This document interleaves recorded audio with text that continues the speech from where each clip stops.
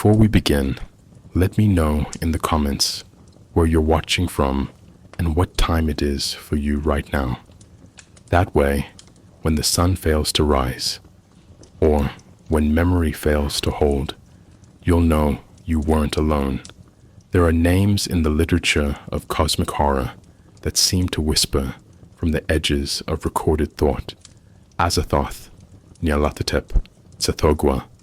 These entities drawn from mythopoetic invention function not merely as monsters, but as conceptual structures, anchoring dread to ontology, horror to history. Among them, Ubbo-Sathla occupies a unique and disquieting place. Unlike its more dynamic counterparts, this being does not roam, devour, or deceive. It remains motionless, blind, primordial. It is not a god of chaos, but a thing before chaos, an embryonic swamp of proto-consciousness that births, swallows, and forgets. First introduced by Clark Ashton Smith in 1933's The Book of Ibon, Ubbo-Sathla was envisioned not as a deity in the traditional sense, but as the origin of all organic life, and, more disturbingly, all structure. Smith's prose, infused with symbolist mysticism and esoteric layering, hinted at something unspeakably ancient that humanity once knew, and then chose, or was forced, to forget. In this documentary, we will approach Ubbo-Sathla not as fantasy, but as cultural artifact. We'll examine its textual genealogy, symbolic functions, philosophical implications, and its recurring presence across media and imagination. The deeper we look, the more we risk confronting a truth beneath all stories, that the first thing is not a creator, but a forgetting. And to study it is to disturb a silence that once protected us. Proceed carefully. Some histories were never meant to be remembered. Clark Ashton Smith's Ubbo-Sathla emerged not from mythic antiquity, but from a typewriter in 1933, set within the Baroque dream world of his Hyperborean cycle. Yet from its first appearance in The Book of Ibon, the entity was framed as something far older than literature, older even than language itself. To grasp the significance of Smith's vision, we must examine both the cultural moment in which he wrote and the intellectual impulses that shaped his myth-making. Smith was a poet before he was a fantasist, a wordsmith attuned to the symbolic weight of language, and his turn to speculative fiction coincided with a broader interwar fascination with lost worlds, occult survivals, and apocalyptic returns. The Great War had devastated faith in modernity's teleological progress and in the cultural wreckage. Writers like Smith, Lovecraft, and Robert E. Howard constructed subterranean mythologies of decay, regression, and cosmic indifference.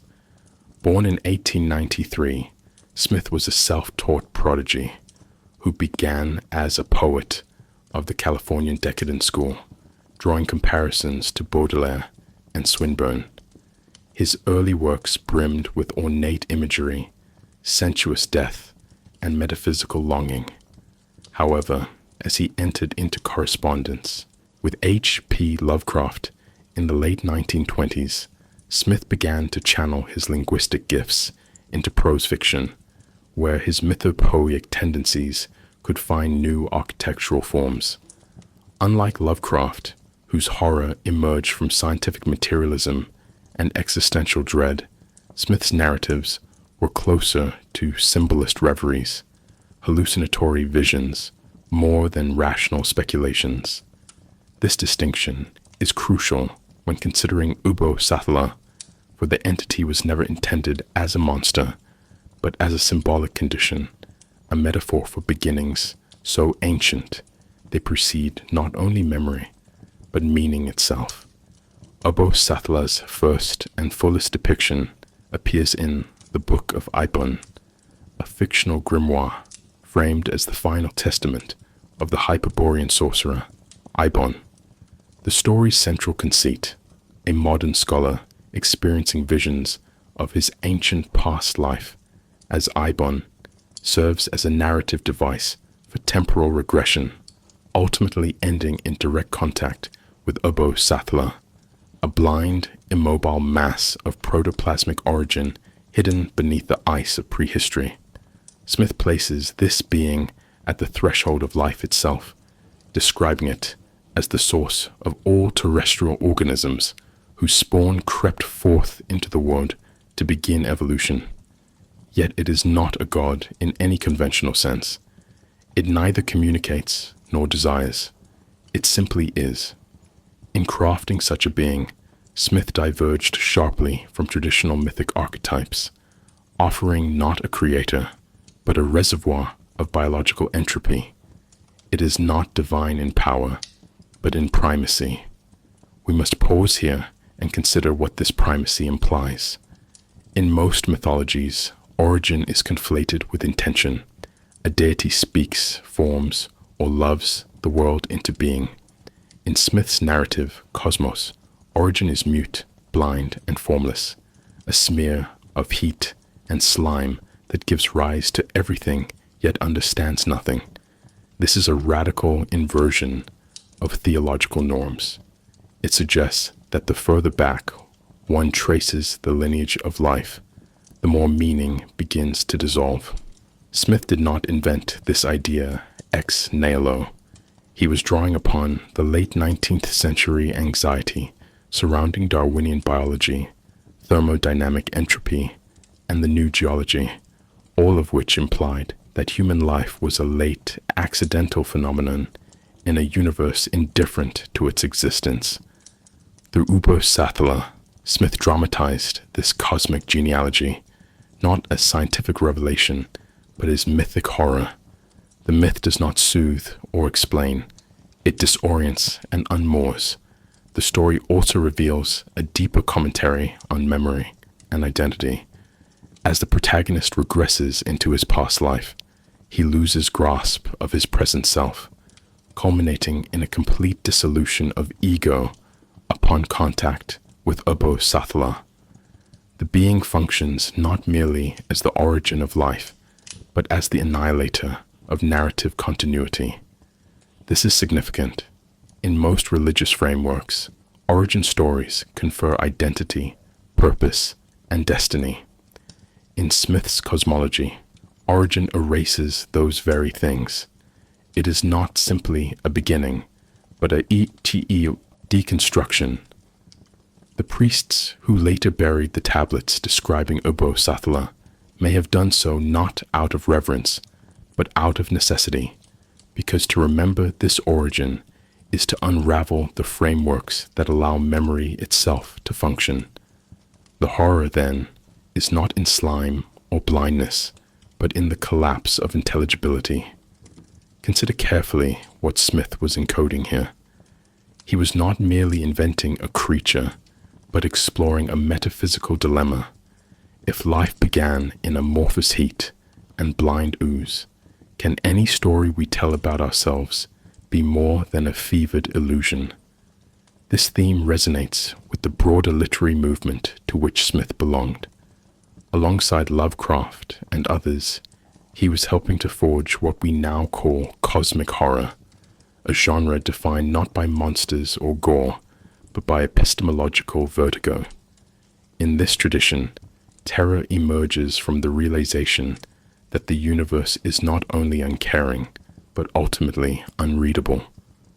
Ubbo-Sathla embodies this unreadability in its purest form, a being whose very existence refutes language, whose presence induces a return to pre-symbolic chaos. It is important to place Ubbo-Sathla within the broader mythopoeic systems of Smith's Hyperborean cycle. These stories, often set in the distant past of a decaying supercontinent, function as alternative prehistories, suggesting that long before recorded history, there were cycles of knowledge, worship, and horror that have since been erased. This trope, of course, aligns with the tradition of lost continents such as Atlantis or Lemuria, and with esoteric texts like the Book of Jian or the proper view. But Smith's addition is crucial. While other traditions mourn lost wisdom, his myths celebrate its burial. The priesthood that hides knowledge of Ubbo-Sathla does so as an act of mercy. The Hyperborean priests are not gatekeepers of enlightenment, but custodians of forgetting. This inversion reveals something profound, that in Smith's world, to know the origin is to collapse into it. We conclude this section with a philosophical bridge. Ubbo-Sathla is not simply a literary invention, nor merely a creature of symbolic decay. It is a representation of something deeper, an origin that defies story, a genesis that unravels meaning. In tracing the historical and creative context of Smith's depiction, we have seen how the creature embodies early 20th century anxieties, poetic decadence, and mythic subversion. But we must go further.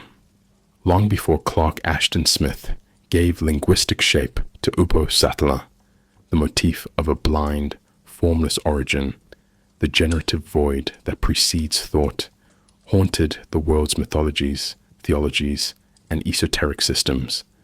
While Smith's creature may appear as a wholly original invention, it draws from a vast lineage of ideas about primal matter, chaos, and anti-conscious creation.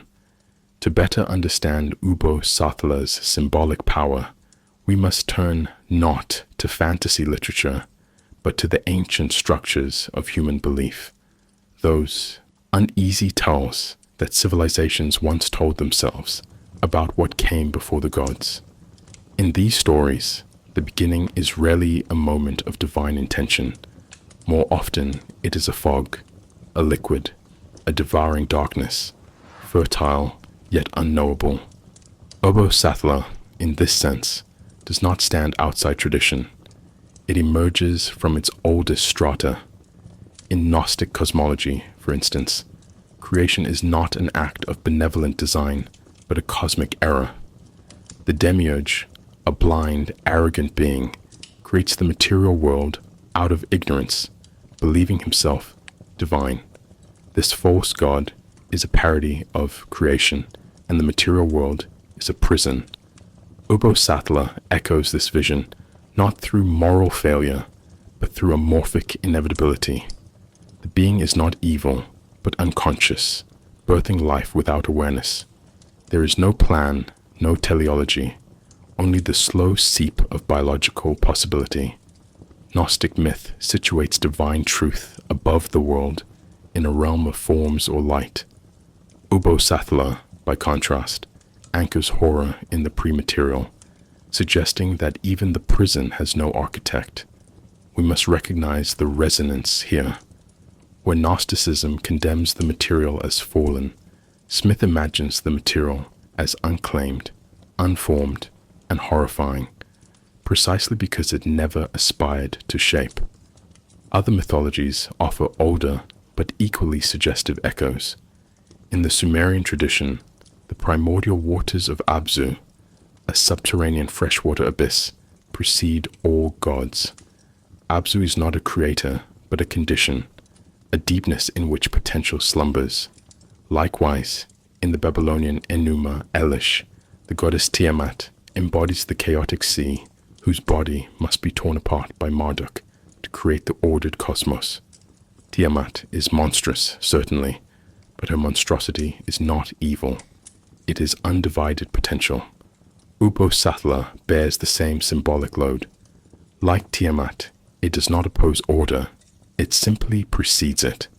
And just as the ancients needed to kill or partition the chaos dragon to birth reality, Smith's priests must bury Ubbo-Sathla, must remove its presence from conceptual accessibility.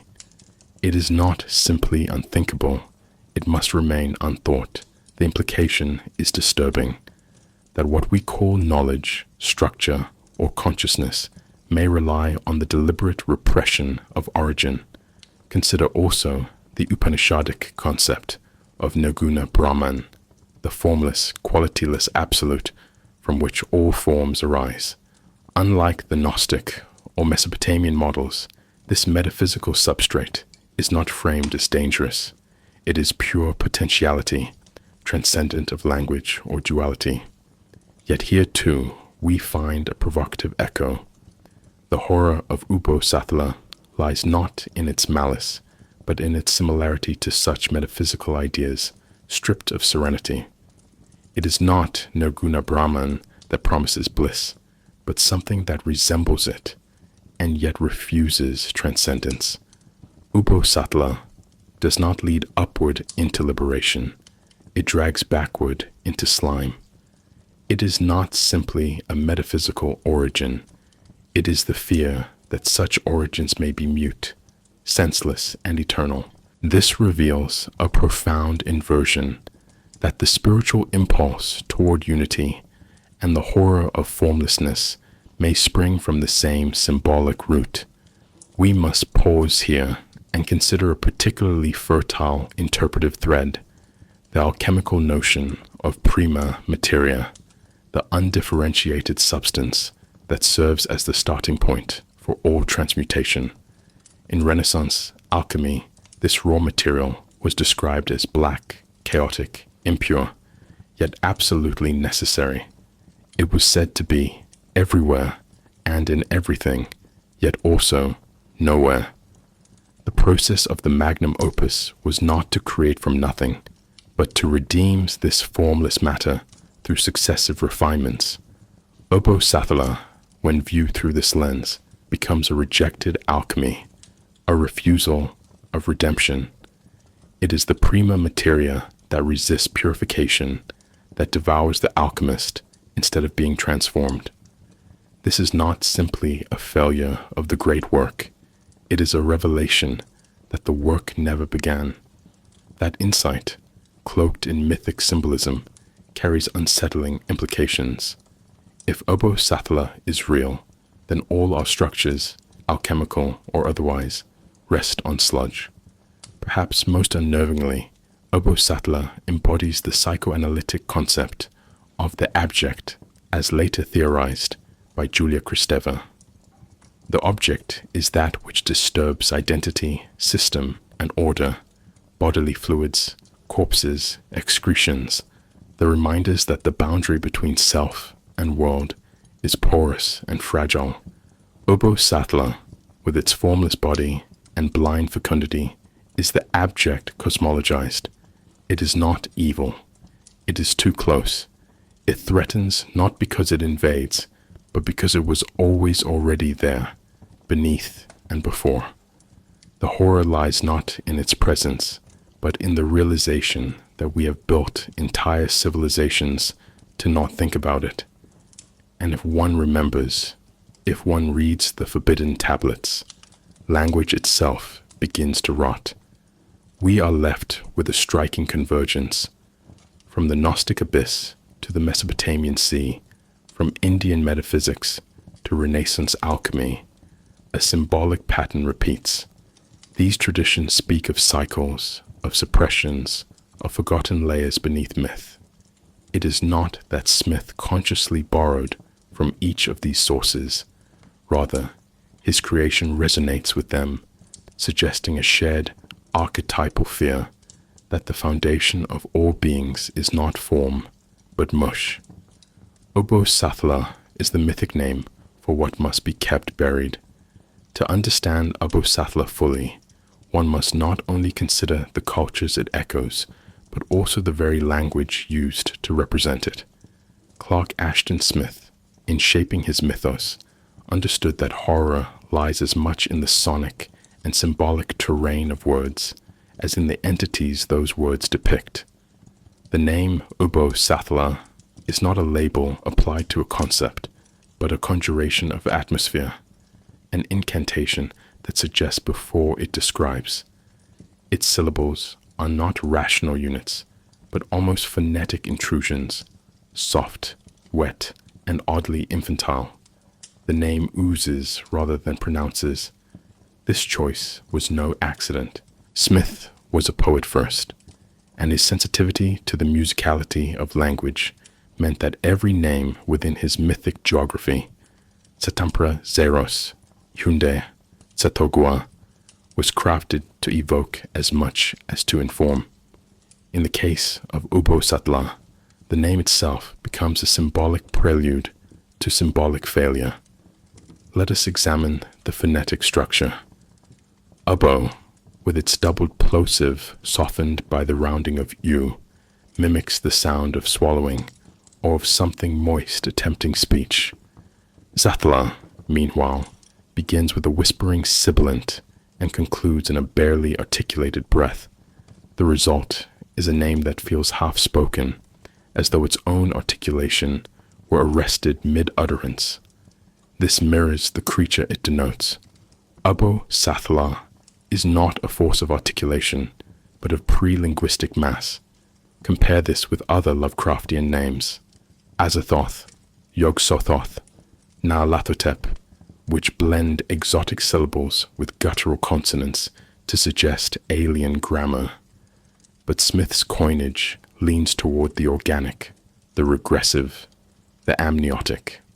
It is not simply alien, it is earlier than the alien, closer to the vowel-rich murmurs of infancy, or the physiological functions that precede self-awareness. The horror, again, is not of invasion, but of return. Consider carefully what this naming strategy achieves. In classical myth, names confer power, structure, even destiny. To name is to know, to order. But Ubbo-Sathla defies this function. Its very sound suggests a failure of taxonomy.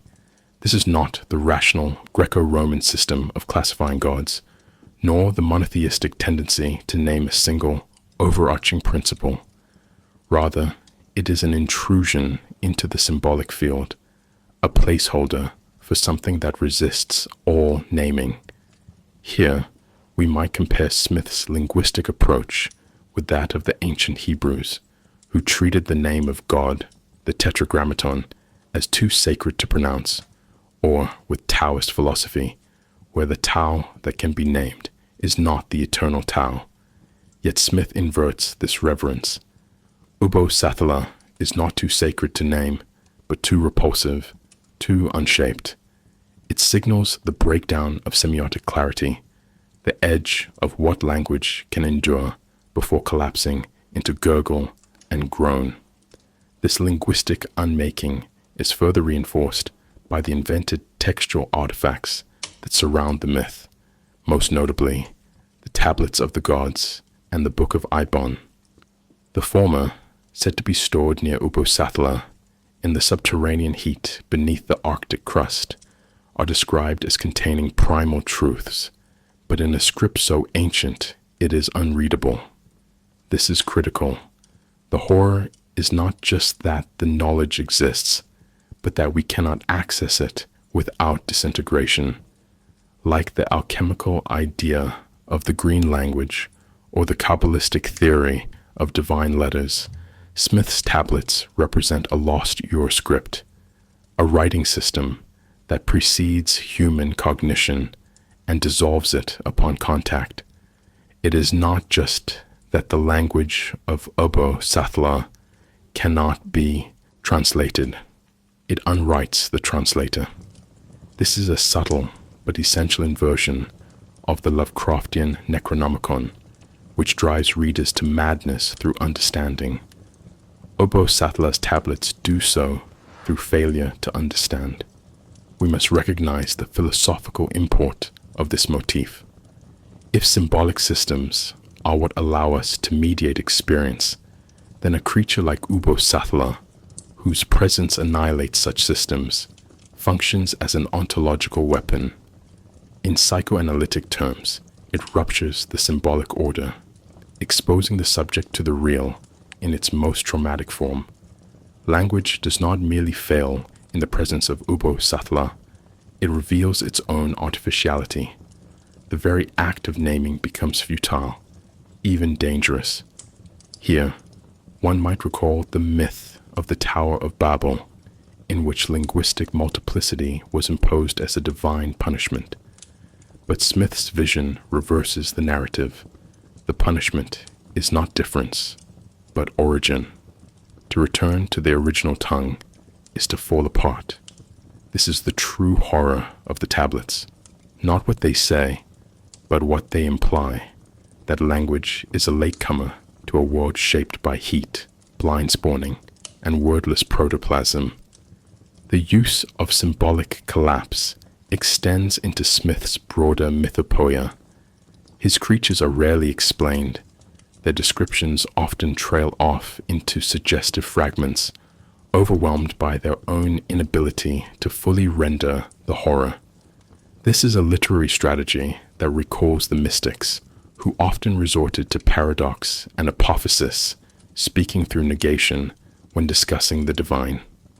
But again, Smith twists this into an aesthetic of doom. His apophasis is not meant to elevate the unknowable, but to sink into it. Ubbo-Sathla cannot be fully described because it is prior to description. It is not ineffable because it is holy, but because it is formless. The linguistic techniques used to describe it, repetition, assonance, symbolic vagueness, are not failures of style, but formal enactments of its horror. This reveals something profound about the function of language in horror literature. It is not merely a tool for evoking fear. It is a boundary, a defense mechanism. To name the monster is to assert control, to push back against the chaos it represents. But Ubbo-Sathla resists even this small comfort. Its name degrades as it is spoken. Its meanings leak out of syntax. In this, it stands as a mirror to the human desire for structure, exposing that desire as desperate, even delusional. And yet, we continue to name, to narrate, to translate, even when the symbols betray us. Clark Ashton Smith, like Lovecraft before him, understood that horror does not emerge solely from grotesque content. It emerges from structure, from the illusion of discovery, from the architecture of authenticity. In constructing the myth of Ubbo-Sathla, Smith employed an intricate literary technique that has since become a hallmark of cosmic horror, the embedding of fictional narratives within fictitious historical frameworks. The Book of Ibn, the Tablets of the Gods, the Hyperborean priesthood, all of these function as textual illusions designed to mimic the forgotten, the misfiled, the forbidden. They create the impression of a recovered archive rather than a freshly written tale. Through this layering, Smith transforms fantasy into documentary and fiction into historiography. It is not simply that the reader encounters Ubbo-Sathla, it is that they feel they have stumbled across something that was deliberately hidden long before they were born. This sense of hiddenness is key to the myth's persuasive power. Consider how Smith frames the Book of Ibn not as a narrative, but as a translated relic, fragments salvaged from Hyperborean sorcery, transmitted through medieval scribes, rediscovered by modern scholars. Each fictional intermediary adds depth and plausibility, but more importantly, each one inserts distance between the reader and the horror itself. Like the Necronomicon or the Pnakotic manuscripts in Lovecraft's mythos, these invented documents serve as anchors of belief. They allow the reader to suspend disbelief by embedding the fantastic within a network of pseudo-scholarly references, lost tomes, and archaeological allusions. It is not simply a story about a forgotten god. It is a story about the forgetting of that god and the disastrous consequences of remembering.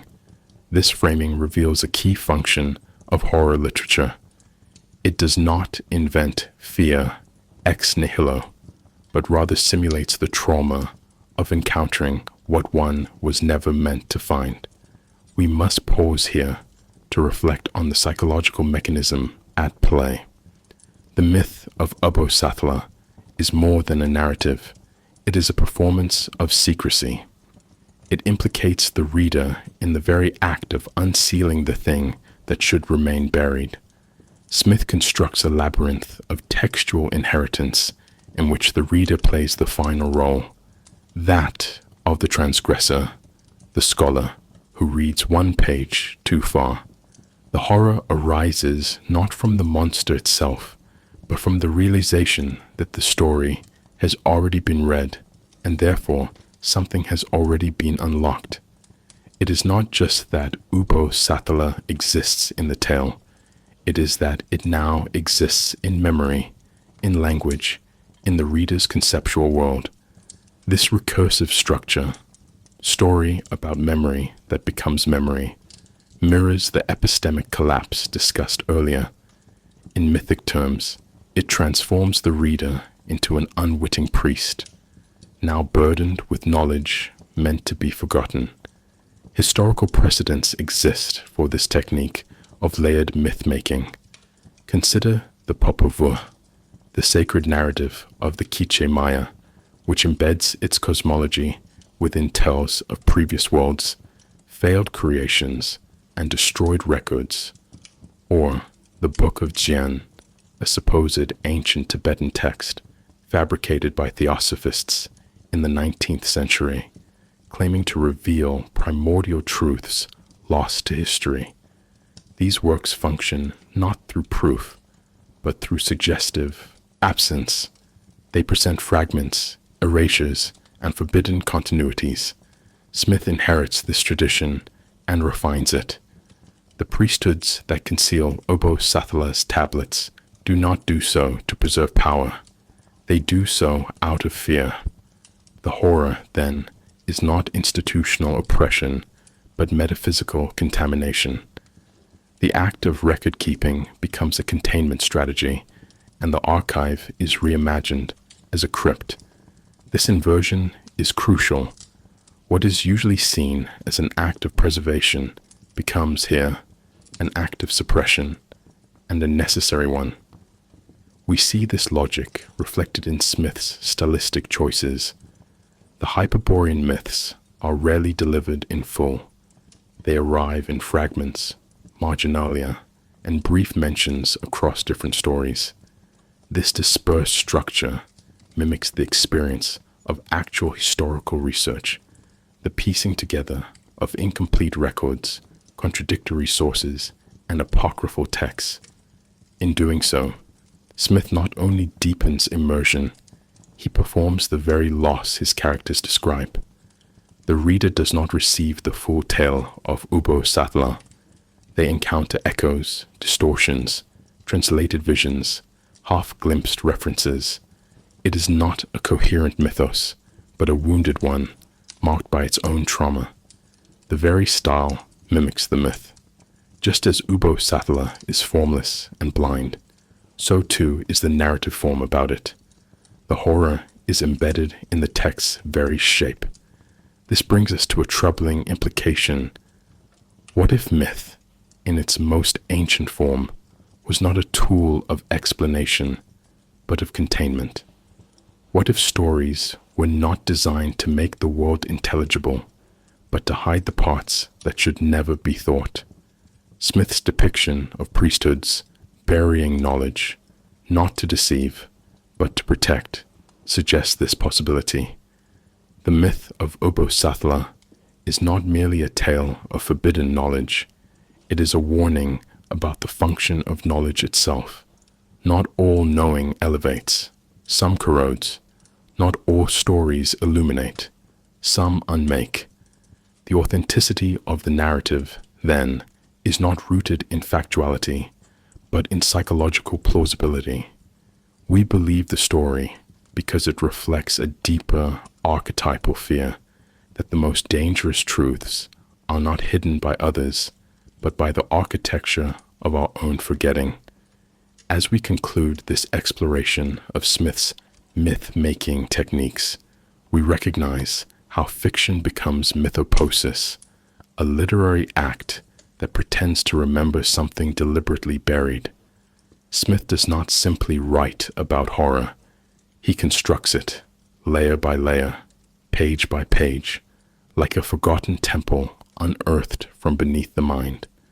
To speak of Ubbo-Sathla is to engage with horror not as spectacle, but as metaphysics.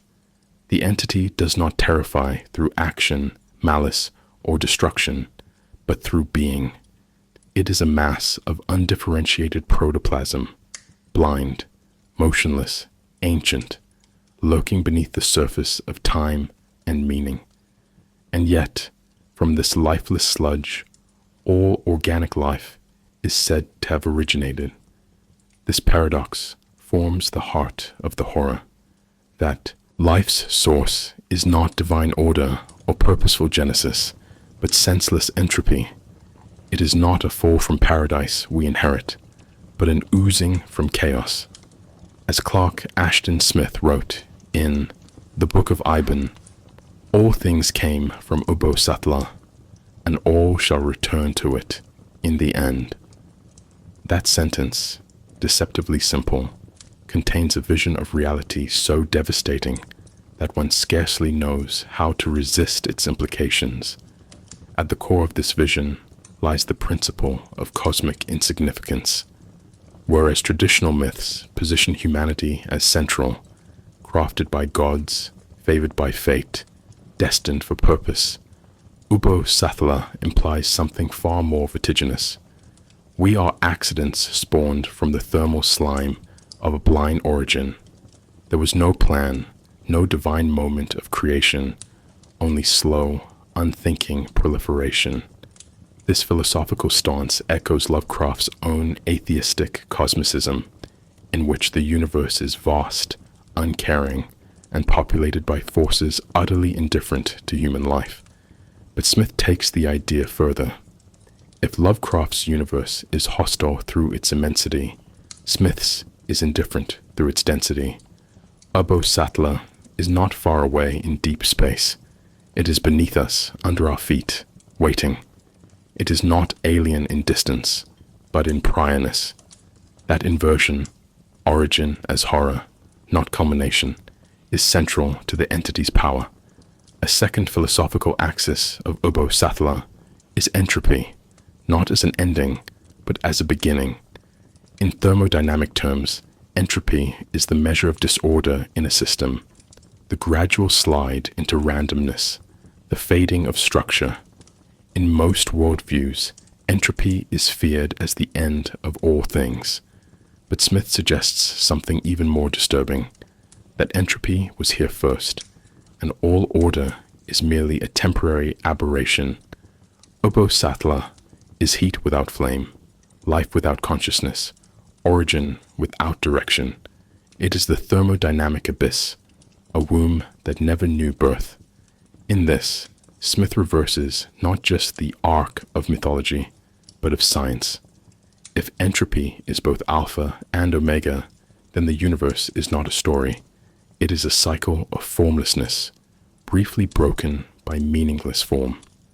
Consider carefully what this implies, that consciousness itself may be a flicker of rebellion against a primordial will to dissolve. This theme finds expression in the story's imagery. Ubbo-Sathla is described as residing beneath the gray slime of the lowest abysses, guarding the tablets of the gods. These tablets do not speak of commandments or cosmology. They contain the gray formula, a code for accessing or perhaps undoing the foundation of life. But the formula is not a mechanism of control. It is a whisper from entropy itself. As such, it does not teach, but infects. Those who seek it do not gain power. They return to slime. Madness in this framework is not the loss of reason, but the return of primordial memory. To remember Ubbo-Sathla is to remember what came before individuality. And here, the horror crystallizes. What if the mind is not a miracle, but a forgetting? What if to awaken to truth is to lose coherence? Closely related is the third major theme, dream-reality collapse. In The Book of Ibon, the protagonist, Poltergeist, experiences visions that reveal his past incarnation as the sorcerer Ibon. These visions are not dreams in the traditional sense. They are regressions, folds in time, rips in identity. Through an ancient mirror, he glimpses not a different world, but a prior one, a world of slimy heat, prehistoric mindlessness, and eternal protoplasm. This is not time travel in the science fictional sense. It is ontological unraveling. The dream, in this case, is not a fantasy. It is a memory. The waking world becomes the illusion. As Smith writes, time is a circle, and memory is its wound. The more one remembers, the more one slips into the circle's inner curve, toward Ubbo-Sathla.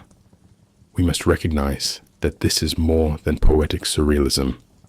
It is a challenge to metaphysical boundaries. If dream and memory can blur, then so too can reality and origin. Ubbo-Sathla's presence haunts the liminal space between thought and unthought, between narrative and noise. Its influence resembles a psychic gravity, pulling all structures toward collapse, pulling all minds toward sameness. The dreamer who remembers Ubbo-Sathla does not awaken empowered, they awaken dissolved. This places the entity within a broader tradition of dream horror, from Lovecraft's dreamlands to Jung's collective unconscious. But again, with a difference. Those traditions use dreams as metaphors for revelation. Smith uses dreams as metaphors for undoing. They do not reveal hidden meaning. They erase the frameworks that make meaning possible. In summation, the core philosophical concepts behind Ubbo-Sathla, insignificance, entropy, and dream collapse, form a triadic engine of dread. Each concept undermines the stability of human experience. The myth does not offer escape or salvation. It offers only origin as doom. We do not come from light or logos, but from blind heat and gray slime. We do not ascend toward meaning. We decay back into it. This reversal of spiritual teleology is not just literary flair. It is existential destabilization. And through it, Smith quietly redefines the role of horror, not to thrill, but to wound. When we turn to the question of what other entities orbit the myth of Ubbo-Sathla, we must tread carefully. The creature does not exist within a coherent pantheon, nor does it rule over legions in any recognizable theological hierarchy.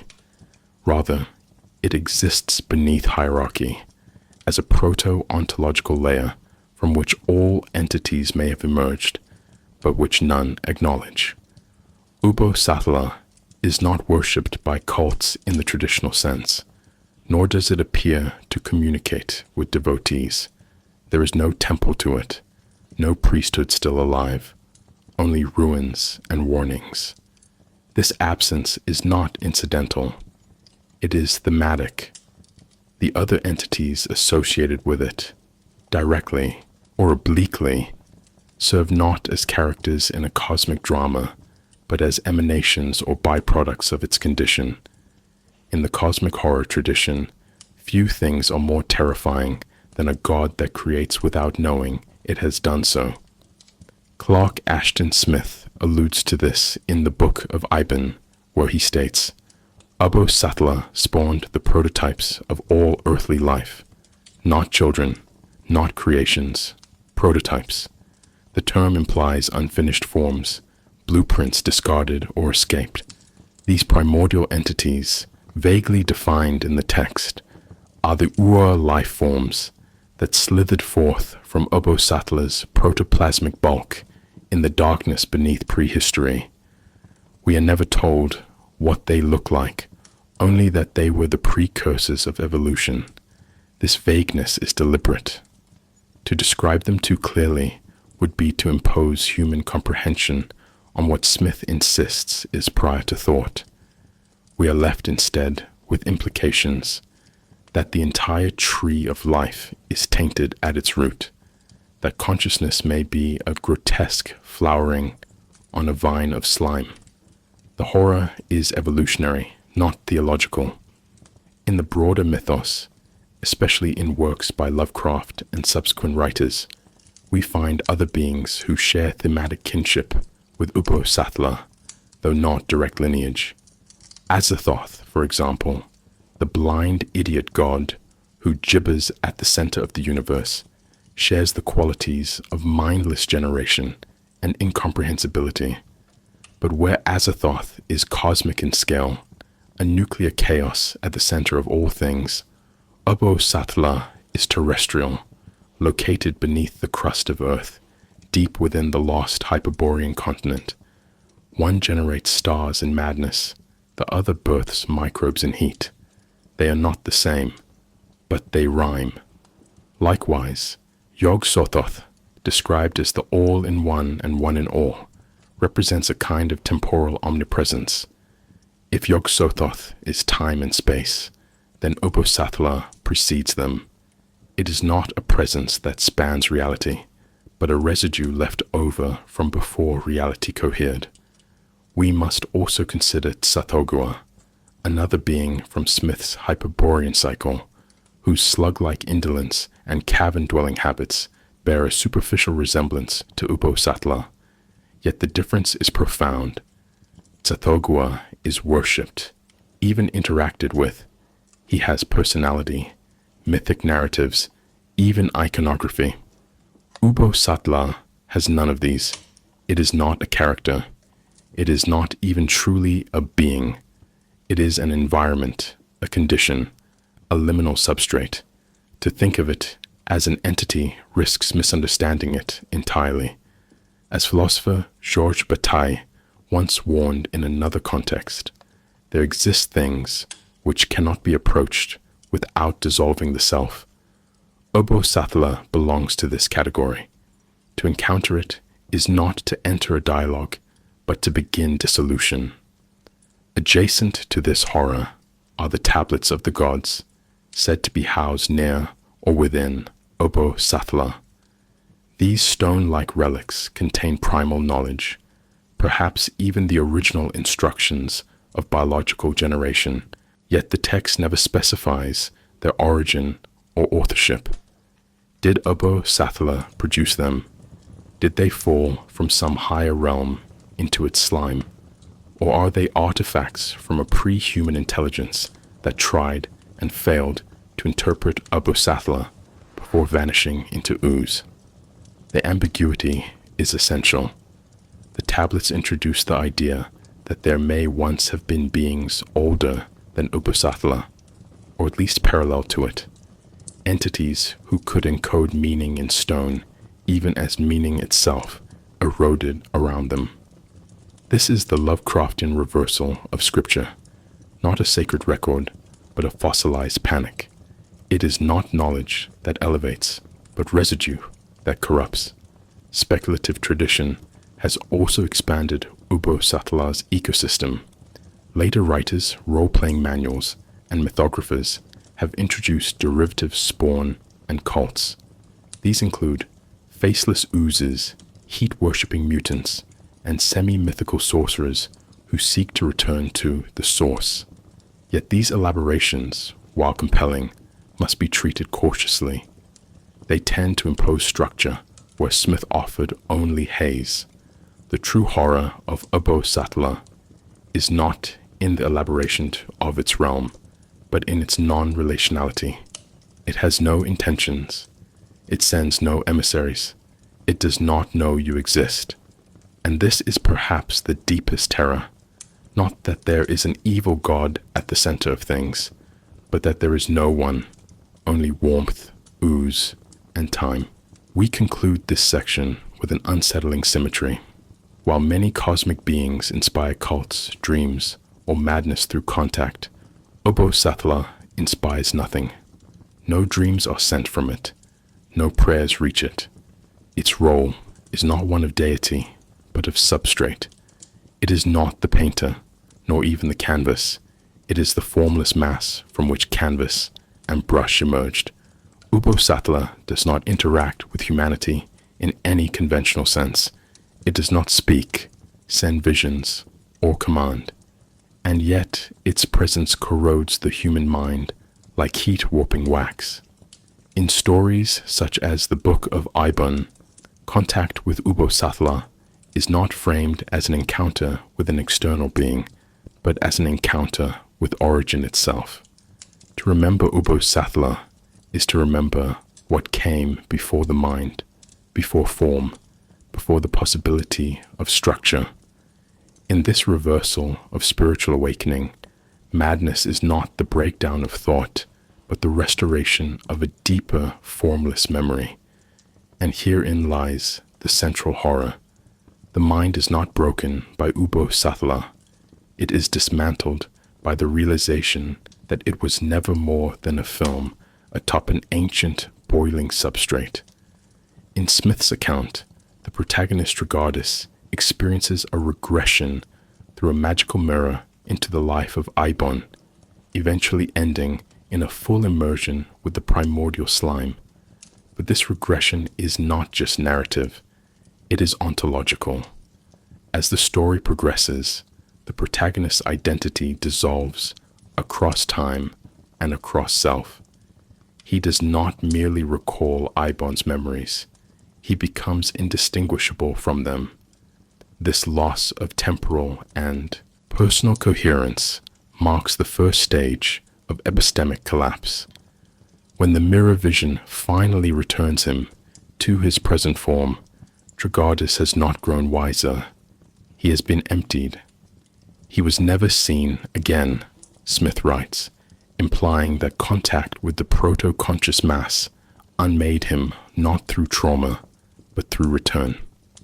This suggests that madness, in the context of Ubbo-Sathla, is not disorder, it is homecoming.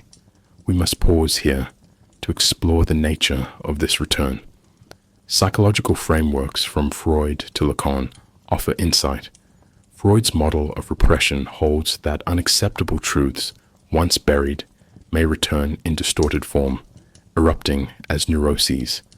Ubbo-Sathla, when read symbolically, resembles a primal, repressed, buried not by culture, but by biology itself. It is the thing that evolution had to forget in order to proceed.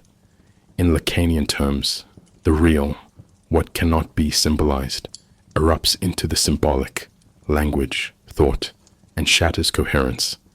Ubbo-Sathla is the real, pre-linguistic, pre-subjective, pre-differentiated. To encounter it is to watch the scaffolding of identity collapse. And yet, this collapse is not an accident. It is written into the structure of the myth. One does not go mad from Ubbo-Sathla's revelations. One goes mad from remembering that madness is the natural state, and thought is the aberration. In Lovecraftian horror, madness often serves as the price of forbidden knowledge. Reading the Necronomicon, witnessing the face of Cthulhu, or glimpsing the true scope of the universe. These instances imply a human mind confronted with data it cannot absorb. But Smith's version is subtly different.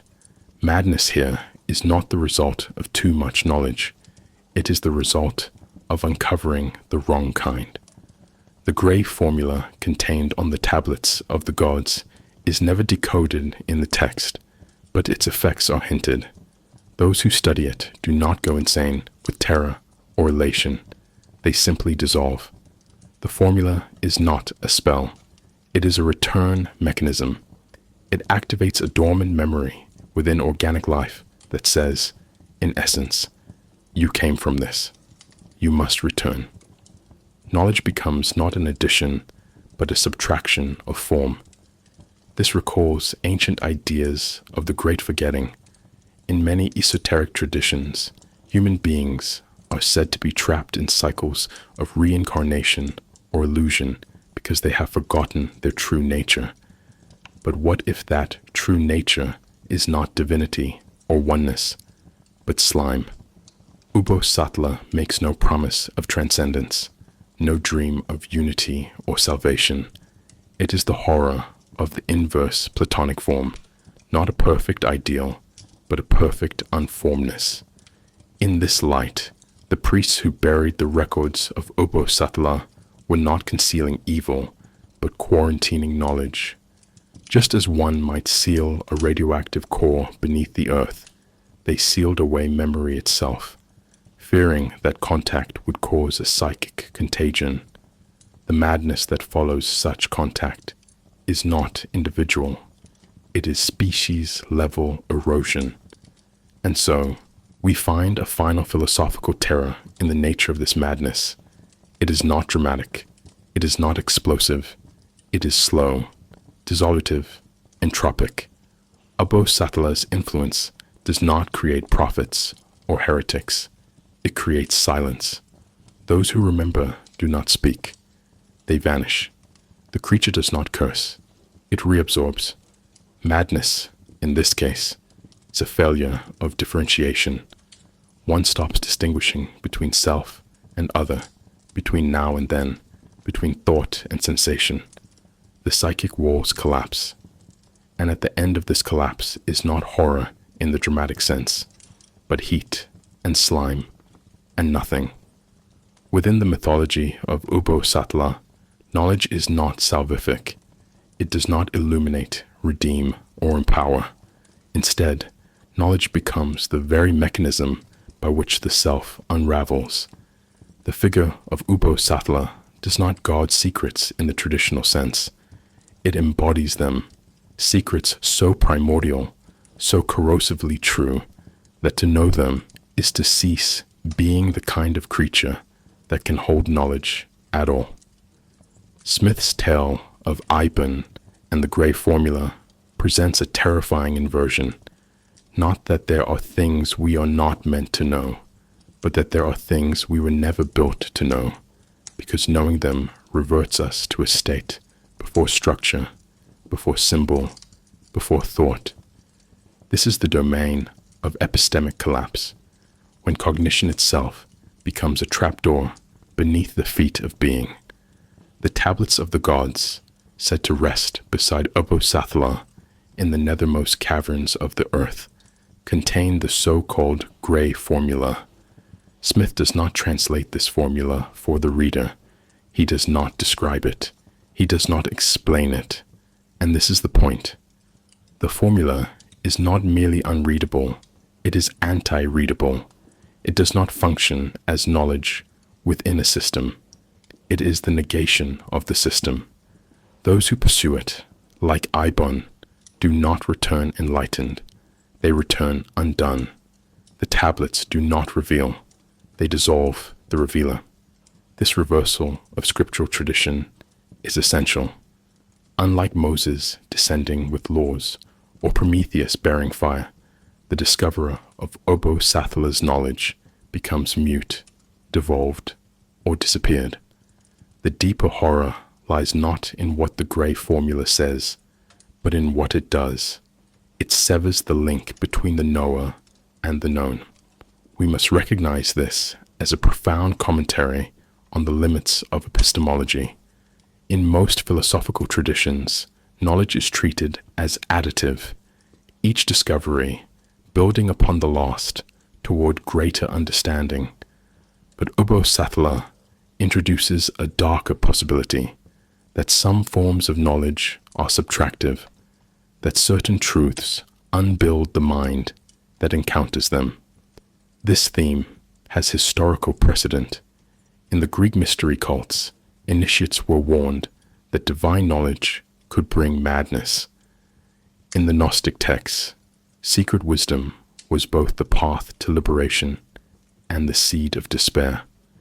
Even in modern physics, theories of information paradox and ontological uncertainty hint that knowing certain things alters the state of the system itself. But Smith pushes further. The Grey Formula does not destabilize knowledge. It dissolves the knower. It is not simply a dangerous idea. It is a corrosive fact. This fact is encoded not only in the fictional artifacts of the story, but in its very narrative structure. The tale of Ubbo-Sathla is framed as a recovered document, a translation of an ancient book, suggesting a chain of knowledge passed down through generations. But this chain is broken at every link. The names change, the meanings fade, the interpretations contradict. What remains constant is only the effect. Those who read the text vanish. Madness, as discussed in the previous section, is not the breakdown of sanity, but the breakdown of symbolic continuity. In this context, epistemic collapse occurs not when knowledge overwhelms the mind, but when the mind recognizes that itself was the illusion all along. The horror is not in the content of the tablet. It is in the realization that any mind which reads it cannot remain a mind. Smith's refusal to define the gray formula is a literary strategy that mirrors its metaphysical function. By withholding its contents, he creates a negative space, an absence that haunts the text more than any described horror could.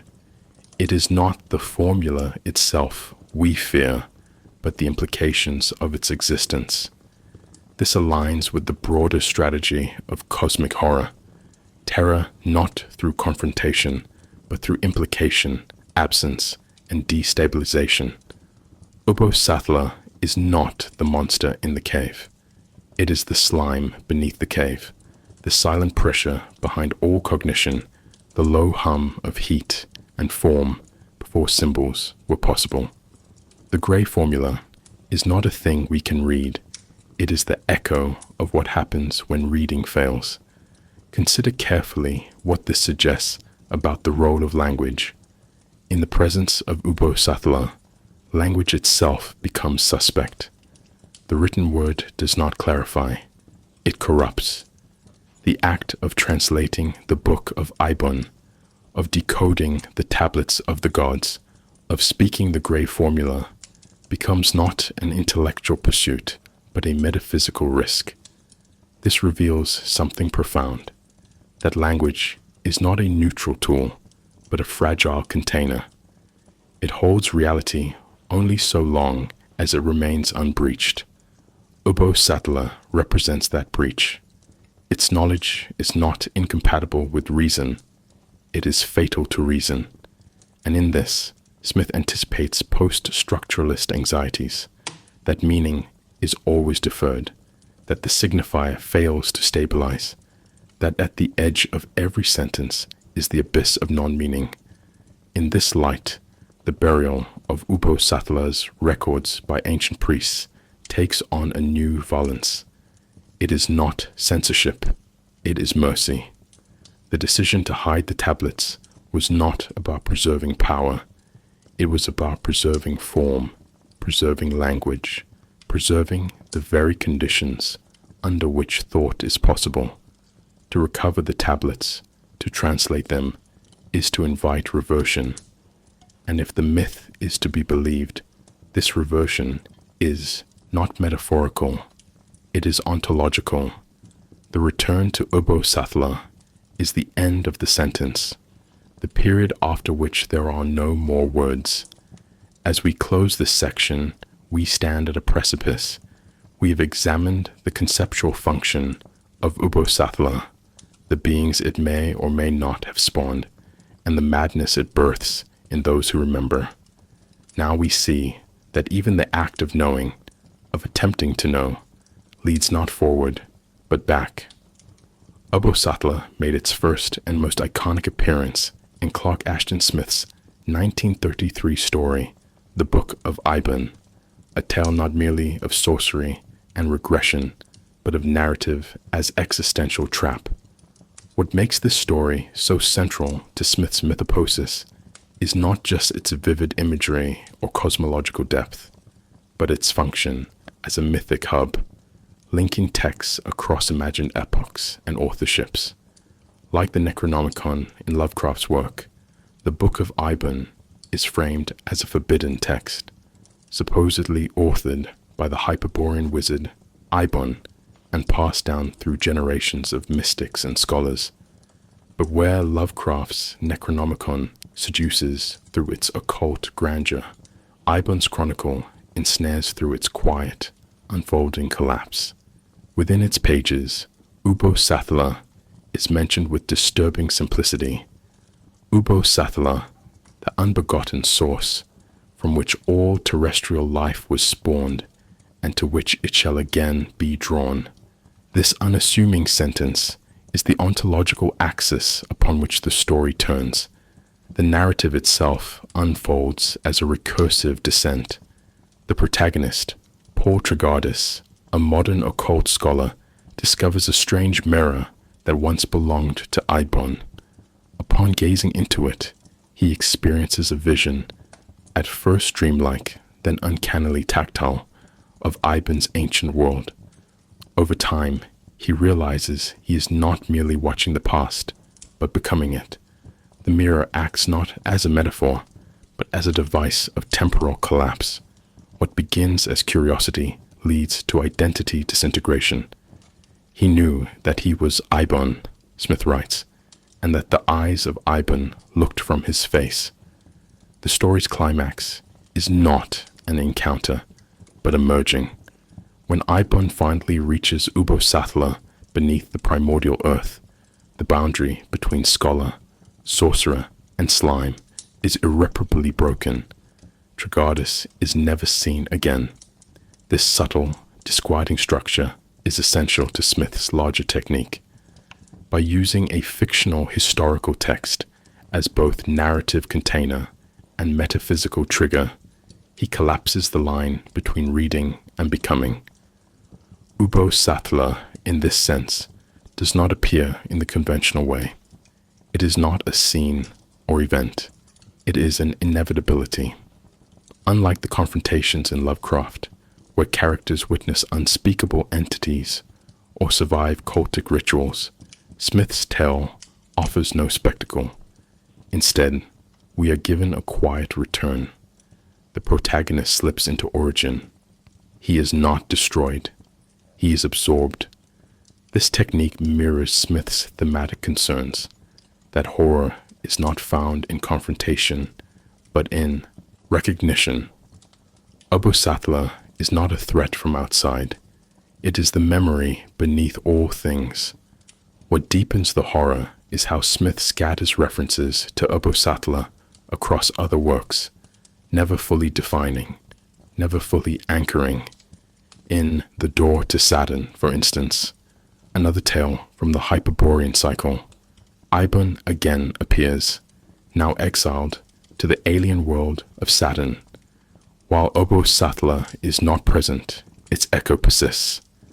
Ibon's exile is implicitly linked to the knowledge he unearthed, the forbidden studies that led him into contact with the origin. This fragmented continuity is deliberate. Smith constructs his myth not as a canon, but as a sedimentary layer, each story adding a stratum of memory, implication, and silence. Ubbo-Sathla is never expanded upon directly, and this lack of elaboration becomes part of its power. The entity resists mythologization. It functions best as background pressure, a low-frequency dread humming beneath the narrative surface. Intertextually, Smith's myth connects obliquely with Lovecraft's. Though Ubbo-Sathla does not appear in Lovecraft's own fiction, the two writers frequently exchanged mythic terms and concepts through correspondence. Lovecraft acknowledged Smith's entities and sometimes mentioned them in passing within his own cosmology. In The Shadow Out of Time, 1936, Lovecraft references pre-human sorceries and antediluvian rites that may subtly nod to Hyperborean origins. More pointedly, in shared mythos documents like the Black Book or the Altdown Shards, later authors would blend Smith's and Lovecraft's creations into a composite myth space. Ubbo-Sathla thus becomes part of a larger tapestry, stitched from contradiction and secrecy. It is not an elder god, nor a demon, nor even a being. It is a concept that leaks between texts, escaping taxonomy. We must pause here to reflect on a literary irony. The horror genre often depends on escalation, bigger creatures, more elaborate mythologies, more destructive forces. But Ubbo-Sathla moves in the opposite direction. Its narrative power lies in reduction. Every time it appears, meaning drains from the text. Characters forget themselves. Time folds inward. Knowledge devours the knower. This is a subtle literary trick, but a powerful one. It aligns with the story's epistemological themes. To know Ubbo-Sathla is not to expand the mythos, but to erode it. It reveals that myth-making itself is a coping mechanism, a defense against formlessness. And in this light, Ubbo-Sathla becomes not just a creature, but a literary force, a device of collapse embedded within narrative systems. As we conclude this section, we recognize that Ubbo-Sathla's earliest appearances are marked not by revelation, but by absence. The entity does not grow more detailed over time. It grows more suggestive. Its presence is not in what it does, but in what it undoes. It breaks the linearity of time, the coherence of character, the structure of myth. Clark Ashton Smith's Ubbo-Sathla is not just the origin point for the entity's mythos. It is a meditation on the futility of seeking origins at all. Unlike many weird tales of its time, the story does not center on confrontation, escape, or victory. It traces a descent, a reversion, a folding of memory into matter. The protagonist, Paul Trigardis, is not a hero in any meaningful sense. He is a scholar, a seeker, and ultimately a vessel, someone who believes that knowledge will expand his selfhood, only to discover that certain truths annihilate the very self that seeks them. In this, the story aligns with the most essential current of cosmic horror, the idea that the universe is not hostile, but indifferent, and that knowledge is not always redemptive, but often corrosive. From its opening lines, Smith establishes the atmosphere of epistemological instability. Trigardis discovers a peculiar crystal orb, described as cloudy, dull with the light of long ages, in a curio shop. He is immediately drawn to it, compelled by an irrational sense that the object contains something more than mere artifact. Smith writes, "He knew that the globe was old, older than memory, older than fable, older than the world." This line is not poetic hyperbole. It is the story's thesis. The orb is not simply ancient. It is primordial, a tool of temporal collapse. The moment Trigardis gazes into it, he begins to experience visions of an earlier existence, his former life as Ibon, a sorcerer of pre-human Hyperborea. What begins as vision becomes identification. What begins as dream becomes history. This transition is central to the story's narrative logic. Rather than presenting Ibon's world through third-person omniscience, Smith filters it entirely through Trigardis's perceptual breakdown. He no longer knew if he were Paul Trigardis, dreaming the life of Ibon, or Ibon dreaming the shadowy existence of a man called Trigardis. This sentence, placed at the heart of the story, captures the tale's structural genius. The protagonist becomes unstuck, not in time, but in identity. This is not science fiction. This is mythic recursion. The horror is not the slime waiting at the story's end, but the gradual realization that selfhood itself is a fiction, a narrative written in temporary flesh, easily overwritten by deeper scripts buried in the heat of ancient earth. As Ibon, the protagonist journeys through a prehistoric landscape teeming with half-formed life and forgotten rituals, but the journey has no goal beyond return. The closer he draws to Ubbo-Sathla, the more language breaks down. The narrator reports visions of formless spawn, viscid pools, and a pulsating mass without limb or eye. And then the final passage. He sank into the protoplasmic vastness of Ubbo-Sathla. All memory, all thought, all time fell away. There was only heat and the slow stirring of blind life. And he remembered nothing more. This sentence is both ending and erasure. The protagonist is not killed, not punished, not even transformed. He is subtracted. The tale concludes not with climax, but with unwriting.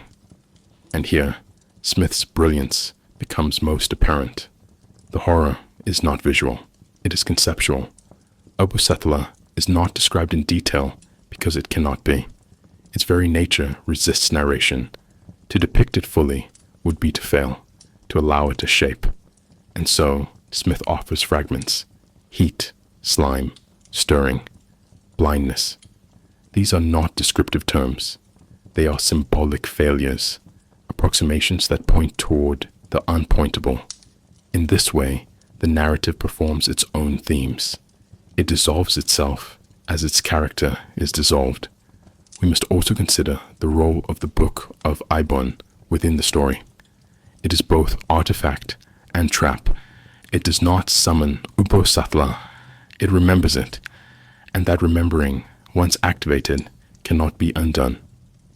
Dragardas believes he is studying an ancient text. In fact, he is triggering a return to pre-structure.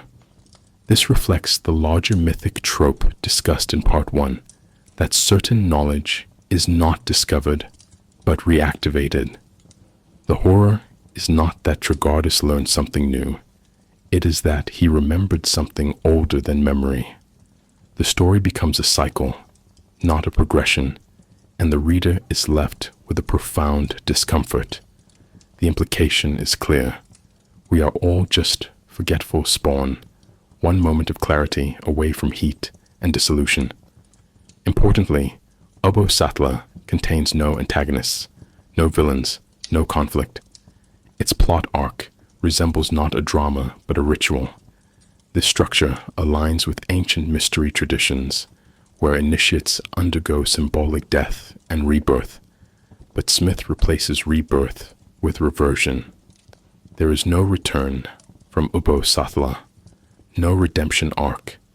This lack of closure is essential to its function within the cosmic horror tradition. While Lovecraft often leaves his characters mad but alive, Smith leaves his protagonist absent. What replaces him is not a scream, but a silence. This is the deepest horror, not terror, but nullification. Ubbo-Sathla is thus not merely a story. It is a philosophical parable disguised as weird fiction. It is a narrative about narratives ending, about the fragile scaffolding of self and time collapsing under the pressure of ancient blind heat. Though it predates Ubbo-Sathla by a year, The Door to Saturn operates as a critical companion text within Clark Ashton Smith's Hyperborean cycle, where Ubbo-Sathla plunges the reader into protoplasmic origin and narrative dissolution. The Door to Saturn offers a contrasting but complementary vision, a cosmic comedy of exile, transformation, and metaphysical relocation. Yet despite its tone, wry, ironic, occasionally absurd, this tale contributes significantly to the mythos surrounding Ibon, Ubbo-Sathla, and the function of forgotten knowledge. It does not directly mention Ubbo-Sathla, but it demonstrates the consequences of having once been in proximity to such forbidden truth. In this way, the story suggests a second form of horror, not annihilation, but displacement. The plot of The Door to Saturn follows the wizard Ibon as he escapes religious persecution in Hyperborea by stepping through a magical portal crafted of unknown sorcery that deposits him on the planet Saturn.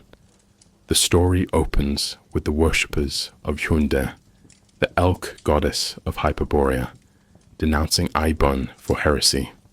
a charge steeped in theocratic irony, given that Ibon's heresy consists largely of unauthorized knowledge and non-sanctioned rituals. When the priests come for him, Ibon disappears through the titular door, accompanied unintentionally by his pursuer, the high priest Morgi. What unfolds is a planetary odyssey, deeply comedic in tone, yet undergirded by metaphysical unease. Ibon's exile is not merely physical, it is cosmic. And Saturn, far from being a place of rest, is a realm of shifting laws, semi-formed creatures, and unstable ontology. Smith's Saturn is populated by bizarre, amphibious beings with unpronounceable names, engaged in rites that seem simultaneously trivial and terrifying. It is a world of fluid hierarchies, where morality, theology, and biology dissolve into mutation and absurdity. While Ubbo-Sathla represents dissolution by regression, Saturn represents dissolution by disorientation. Consider the passage in which Morgi, initially rigid and sanctimonious, begins to lose all grounding in his identity. He had the feeling that the very laws of logic were changing about him, that the gods he had worshipped were no longer valid, and that he himself was becoming something for which his old self had no name. This transformation is not as total as the absorption in Ubbo-Sathla, but it echoes the same underlying anxiety. Knowledge and the exposure to alien orders destabilizes the self. What ties this story back to Ubbo-Sathla is the character of Ibon himself. In The Door to Saturn, he is not the solemn seeker of primordial truth, as in Ubbo-Sathla, but a cunning sorcerer who treats the cosmos like a labyrinth he alone understands. And yet, beneath the surface of his sardonic dialogue and casual manipulation of reality, there lies an unspoken origin. The reader knows, from Ubbo-Sathla or from surrounding myth, that Ibon once stood at the edge of formless origin, that he has gazed into the thing before thought. His behavior in The Door to Saturn carries a faint, chilling implication that Saturn is not his first exile, that he has already fled from something deeper. His casual mastery of bizarre environments, his lack of awe before strangeness, his instinct for dislocation, all suggest a man who has seen something too final to ever remain still again. We must consider how Ibon's movement between stories mirrors a descent into narrative unreliability. In Ubbo-Sathla, the protagonist loses himself in memory and becomes part of the origin mass. In The Door to Saturn, Ibon escapes into the cosmos, but with no fixed epistemology to anchor him. The horror here is more subtle. It is the realization that after one confronts the ultimate origin, after one glimpses the uselessness of all meaning, there are only two choices: dissolve or wander. Ibon, uniquely among Smith's characters, does both. In one story, he returns to slime. In another, he flees into cosmic absurdity. Together, these fates form a mythic duality, annihilation and exile. Saturn itself functions as an allegorical plane. It is not so much a planet as a psychic limbo, a realm beyond Earth's symbolic systems, where previously coherent structures collapse under their own irrelevance. The creatures of Saturn speak in languages that cannot be diagrammed, worship in ways that confound translation, and live in bodies that mutate by season, desire, or whim. This is not merely science fantasy. It is a dramatization of symbolic exhaustion. The world is still formed, but the forms are arbitrary. The reader is left with the unnerving sense that the only difference between Ubbo-Sathla and Saturn is speed. On Earth, consciousness decays into slime. On Saturn, it melts into comedy. And yet, the door to Saturn retains a grim humor that differentiates it from Ubbo-Sathla.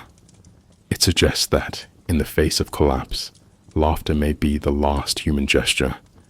But even that laughter is thin. There is no closure, no resolution.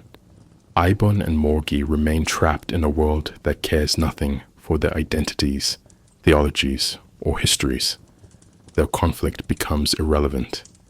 And in this, Smith reveals something profound, that exile is not merely spatial, it is ontological.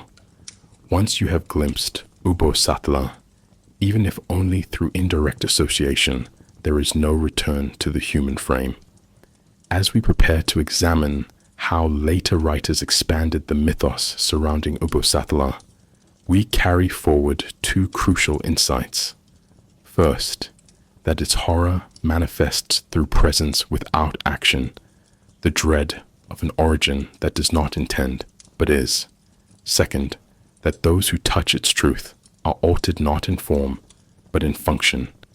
They cease to live in stories. They live in echoes, displacements, and silences. The myth of Ubbo-Sathla, though born in the Baroque prose of Clark Ashton Smith, did not die with his pen. Like the primordial slime it represents, it seeped into the wider corpus of cosmic horror, carried by correspondents, imitators, and mythographers who sought to weave a coherent mythology from scattered fragments. Some preserved its ambiguity, others restructured it. Still others misunderstood it entirely, grafting moral or narrative order onto a being that was never meant to cohere. Among these inheritors, the most prominent was August Derleth, whose attempt to systematize the Cthulhu mythos produced both enduring legacies and significant distortions. Derleth's influence ensured the preservation of names like Ubbo-Sathla, but in preserving them, he also redefined their meaning, often against their original function. August Derleth viewed the mythos through a theological lens. In his schema, entities were divided along quasi-Christian lines. The great old ones as evil, the elder gods as good, and humanity caught in a struggle between the two. Within this binary, entities like Cthulhu were agents of chaos and destruction, while others, like Nodens or Hypnos, were positioned as protectors or mediators. This framework allowed for clear moral stakes and structured conflict, but it clashed with the original vision of Lovecraft and Smith, whose cosmos was cold, amoral, and brutally indifferent. In Derleth's hands, Ubbo-Sathla became not an unclassifiable residue of pre-conscious being, but a piece in a cosmic chess game, aligned vaguely with elemental earth and often grouped among the elder evils. This reclassification reduced its function from ontological horror to narrative device. We must recognize the implications of this shift. In Smith's original, Ubbo-Sathla was not evil. It simply was.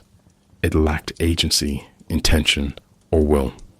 Its terror stemmed from its indifference, from the fact that it neither noticed nor cared about the lives spawned from its protoplasm.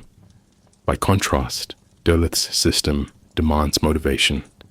Every god must act, must serve a role in some cosmic balance. In this framework, the ambiguity of Ubbo-Sathla is flattened. Its symbolic weight, entropy, regression, dissolution, is transformed into a threat to be neutralized. In doing so, Derleth made the unknowable knowable, the silent speakable. This reveals something telling about the nature of collaborative myth-making, that even in attempts to preserve the uncanny, there is a temptation to domesticate it. Later writers, particularly those influenced by role-playing games like Call of Cthulhu, often followed Derleth's lead, embedding Ubbo-Sathla within taxonomies of mythos beings, complete with game stats, abilities, and alignments. The creature appears in various RPG manuals as a dormant entity beneath the earth, guarded by cults or awakened through ritual. While such representations retain some thematic elements, heat, slime, blindness, they often reframe the being as a danger to be confronted, rather than a condition to be absorbed into. In Malleus Monstrorum, for example, Ubbo-Sathla is classified as a unique entity with specific effects on investigators' sanity, along with lore ratings, spells, and potential narrative hooks. These details are designed to make the entity usable in storytelling, but they also pin it down. And the moment Ubbo-Sathla is pinned down, it is no longer truly Ubbo-Sathla. Not all later interpretations fall into this trap. Some authors, particularly those steeped in philosophical horror, have attempted to restore or deepen the original ambiguity. Thomas Ligotti, while not writing about Ubbo-Sathla directly, echoes its themes in his explorations of anti-natalism, consciousness as disease, and the horror of matter. In stories like The Shadow at the Bottom of the World, where a strange heat and organic mass begins to seep up from beneath the earth, we hear a distant echo of Smith's slime god, present not as monster, but as process. Similarly, Caitlin R. Kiernan's mythos stories, often more psychological and fragmentary, suggest an awareness that horror lies not in confrontation, but in implication. In these works, Ubbo-Sathla is not a creature, it is a remembering, a seepage of ancient knowledge that ruins the self. We must pause here to consider the dual nature of mythic inheritance. On one hand, collaborative storytelling allows myth to evolve, to adapt, to survive. On the other, it invites dilution. When a being like Ubbo-Sathla enters shared fiction, it becomes subject to classification, moral framing, and systematization. The dream becomes a doctrine. The horror becomes a monster manual entry.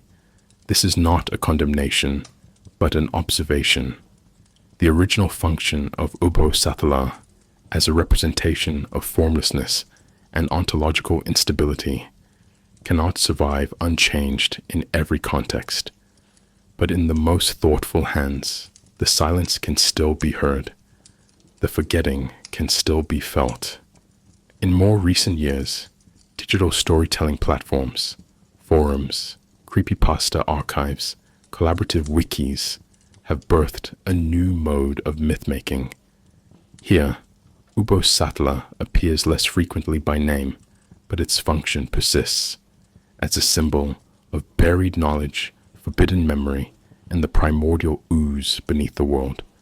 Stories of ancient books that cannot be read, of people who dissolve after learning a single word, of subterranean warmth that causes hallucinations and regression, all carry its DNA. It is not always acknowledged, but it lingers, like heat beneath permafrost, waiting for a being never seen, never truly described, and never worshipped in any formal rite. Ubbo-Sathla has nonetheless lingered in the shadow world of modern folklore, appearing not as a defined creature, but as a residue. Its myth has bled outward, slipping past literary borders into urban legends, conspiracy theories, and esoteric forums where anonymity and belief commingle.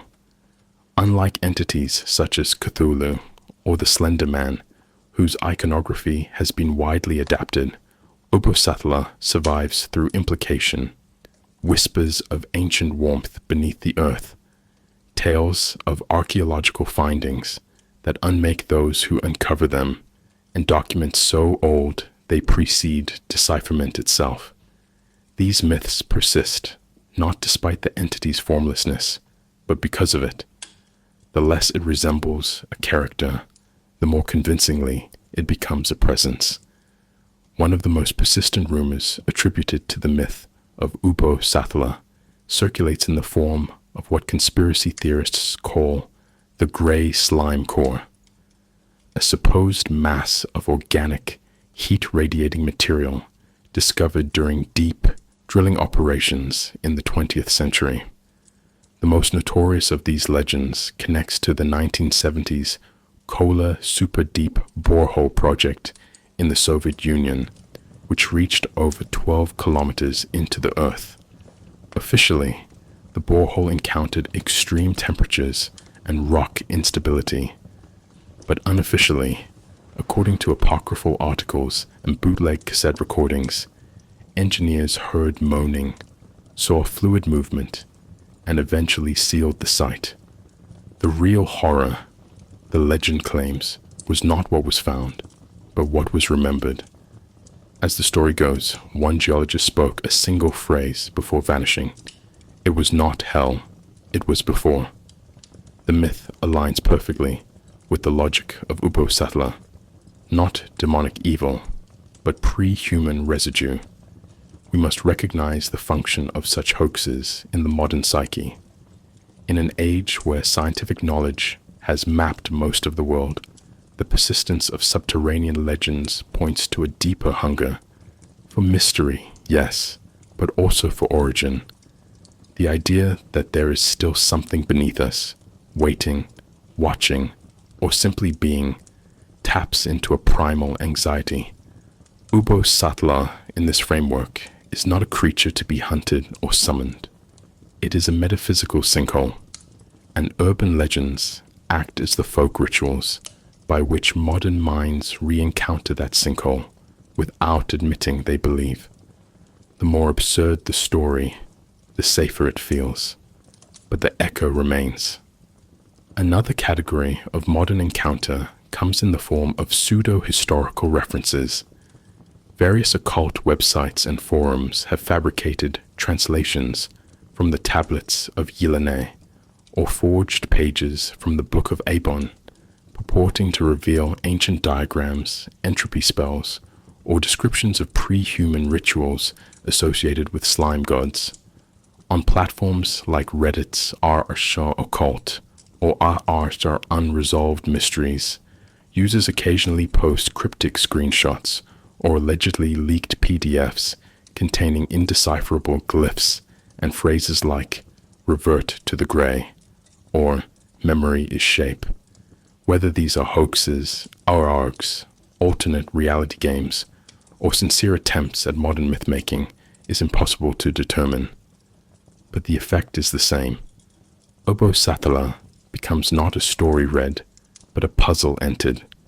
It spreads not by being told, but by being suggested. We must pause here to consider why Ubbo-Sathla, among the many entities of the mythos, would be subject to this kind of folk reception. The answer lies in its non-locality. It is not confined to a mountain, an island, or a book. It is everywhere beneath, and that makes it endlessly adaptable. Unlike Nyarlathotep, who manifests in dreams, or Dagon, who rules specific oceans, Ubbo-Sathla fits into any mythic hole, any unfinished archaeological dig, any story where something is discovered that should have remained lost. It is not a new god. It is an old function. It explains by erasing. It makes sense by unmaking sense. And this structure of myth as deletion matches the modern era's epistemic instability. In a time where information overload and disinformation breed paranoia, Ubbo-Sathla offers a strangely elegant metaphor. Perhaps we do not need to fear the lies. Perhaps we should fear the truths too deep to survive knowledge. Strikingly, some modern sightings have taken on a digital dimension. In obscure corners of the internet, users claim to have seen symbols or names related to Ubbo-Sathla embedded in image noise, audio spectrograms, or code errors. These are typically interpreted not as intentional insertions, but as leakage, the idea being that something too ancient for structured memory might nonetheless seep through in glitched systems. This mirrors the idea of dream contamination present in Smith's myth, that certain patterns, once seen, cannot be forgotten, but also cannot be fully processed. They become like the gray formula, unreadable but corrosive. In this way, Ubbo-Sathla becomes a modern digital tulpa, not constructed by belief, but by accidental recognition. What emerges from these hoaxes and sightings is not belief in the literal sense. No one is forming temples or performing rites, but there is a form of mythic behavior, a way of interacting with the world as though Ubbo-Sathla were real. This suggests something profound. The myth does not need to be true to function. It needs only to resonate with the fear that is already present, that the past is not behind us, but beneath us. That memory is not a gift, but a trap. That knowledge does not always build. It sometimes returns us. And in this way, even the hoaxes point towards something truer than truth. Ubbo-Sathla, in its original literary form, resists adaptation. It offers no dialogue, no agency, no familiar shape to render visually. It neither stalks nor speaks. It simply waits. And yet, across decades of horror cinema, video games, and experimental music, its symbolic fingerprint is unmistakable.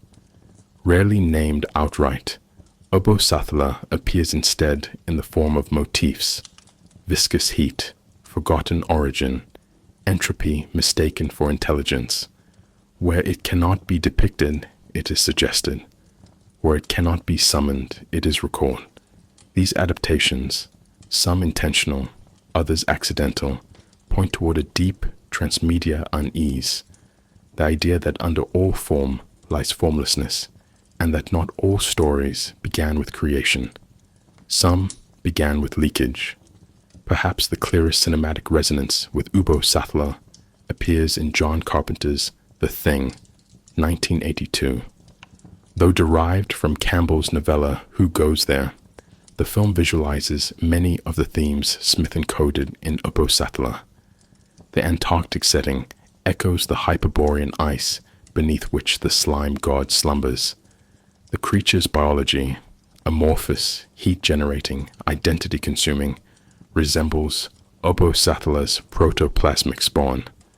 But it is the epistemic horror that is most familiar, the inability to determine what is self and what is other. As the creature assimilates its hosts, memory and form disintegrate. It is not merely death, it is regression, and like Trigadis in Ubbo-Sathla, the infected lose narrative cohesion. They are not possessed, they are overwritten. Another major adaptation, conceptual if not literal, is found in Alex Garland's Annihilation, 2018. The alien presence in the film's Shimmer acts not as conqueror, but as mutator. Organisms blend, identities dissolve, and language fails.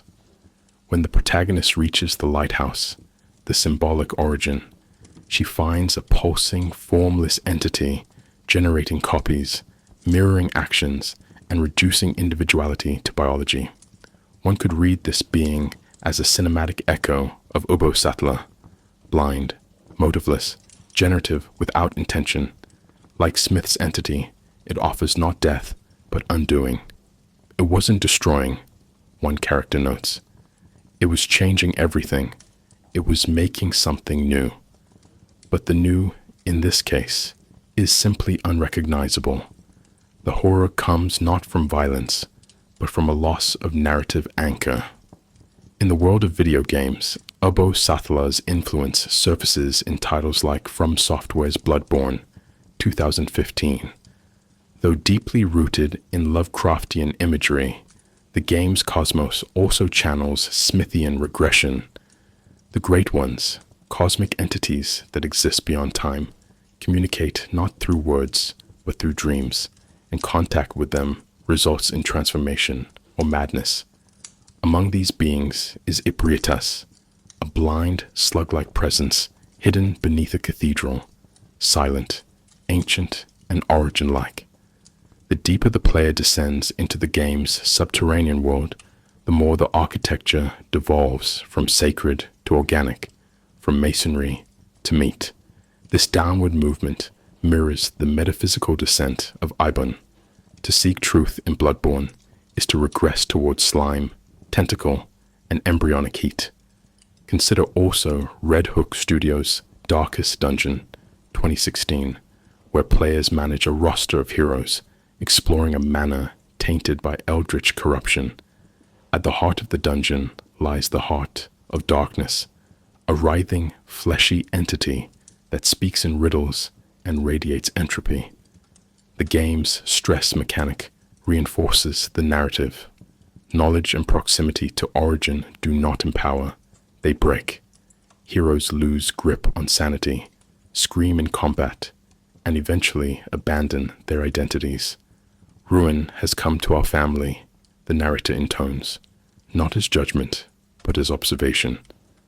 The horror here is not moral, but inevitable. Again, Ubbo-Sathla's logic seeps in, that the beginning of all things is not an event, but a condition that reasserts itself. Even in music, particularly in experimental genres, Ubbo-Sathla finds a kind of translation. Dark ambient and drone artists such as Lusmord, Atrium Carteret, and the Haxan Cloak produce soundscapes that resemble the entity's unarticulated presence. Their compositions evoke cavernous depth, slow vibration, and biological uncertainty. The tones do not rise to climax. They simmer. They mimic the presence of something vast and unseen, an ooze humming beneath structure. Lusmord's Heresy, 1990, for instance, layers sub-bass textures with distant industrial echoes, creating the illusion of heat and pressure beneath the earth. It is not horror as scream, but horror as humidity. One does not listen. One sinks. We must recognize that these adaptations do not merely reflect aesthetic homage. They signal a recurring philosophical concern. In a cultural landscape increasingly defined by technological opacity, environmental instability, and ontological doubt, Ubbo-Sathla persists as a metaphor for truths too deep to surface cleanly. Films like Annihilation and games like Bloodborne resonate not because they are faithful mythos adaptations, but because they mirror the structure of Smith's horror, the descent into unknowability, the collapse of identity, the recognition that beneath our explanations lies warmth and silence. Importantly, none of these works name Ubbo-Sathla directly. Its influence is not titular, but structural. This is fitting. The myth was never about the creature, but the condition. In modern media, we see this condition reimagined across forms as mutation, recursion, corruption, entropy. The entities change, the aesthetics shift, but the symbolic grammar remains. Ubbo-Sathla survives not in image, but in rhythm, in the tempo of decay, in the geometry of collapse. Outside the boundaries of formal literature and mainstream media, Ubbo-Sathla has taken on a peculiar second life, less as a recognizable mythological entity and more as a symbolic placeholder for what cannot be structured, named, or integrated. Within online subcultures, occult-adjacent forums, and academic circles engaging with speculative fiction and post-structuralist theory, Ubbo-Sathla persists in a state of semi-visible influence. It is not spoken of frequently. When it is, the references are often oblique, buried in allusions to primordial heat, regression to unbeing, or pre-semantic rot. But it is precisely this indirectness that aligns the figure with its origin. Ubbo-Sathla resists worship because it resists coherence. It is not an object of reverence, but a gravitational pull. And where language breaks down, whether in subcultural rituals or academic language games, it begins to re-emerge. Among digital subcultures, particularly those centered on ritual horror, ARGs, and liminal myth-making, Ubbo-Sathla often appears through paraphrase rather than citation. On certain Discord servers devoted to collaborative horror writing or internet occultism, users speak of entities known only as the Warm One or that which dreams beneath shape. These are clearly not canonical names, but thematic derivatives, modern masks for an older anxiety. In 2021, a now defunct subreddit called RGChar the Unshaped shared fragments of a fictional grimoire titled Ash Before Flesh, including rituals meant to unravel cognitive form and return practitioners to grey time. While few such posts explicitly invoke Smith's mythos, the parallels are unmistakable. Heat, forgetting, loss of self, the unrecorded origin. It is not homage, it is evolution, myth adapted into symbolic behavior. We must recognize that subcultural appropriations often function as rituals of simulation. These communities do not believe in Ubbo-Sathla in any literal sense, but they perform belief.